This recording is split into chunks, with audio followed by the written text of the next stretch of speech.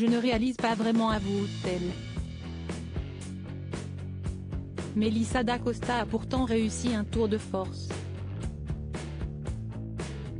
Cette jeune mère de famille de 32 ans s'est imposée en 2022 comme la femme qui a vendu le plus de livres en France. Elle est numéro 3, juste derrière Guillaume Musso et Joël Dicker, dans le classement Le Figaro GFK récemment publié. Rien n'a cependant changé dans sa vie selon elle.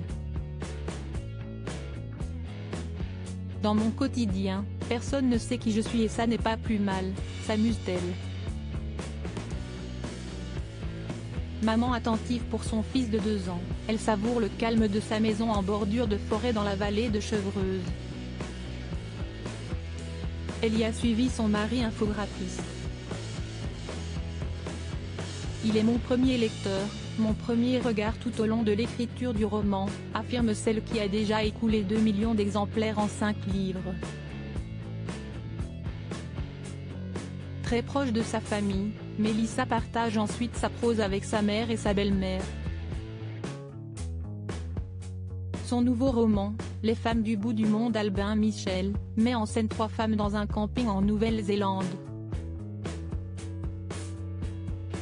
Une Parisienne en quête de rédemption et une mère et sa fille, inséparables, qui gèrent ce lieu marqué par les légendes maories. La romancière s'est inspirée d'un endroit qu'elle a connu il y a quelques années. Périple initiatique avec mon conjoint, nous avons décidé de partir en Nouvelle-Zélande pendant 1 an pour nous rapprocher de la nature. Nous nous sommes lancés un challenge. Nous avons vécu dans un van avec un simple réchaud à gaz.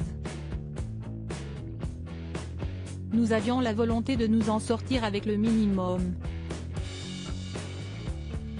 Ça n'a pas toujours été facile, surtout les nuits où il faisait -1 degré. Mais cela nous a donné une force et une confiance dans l'avenir.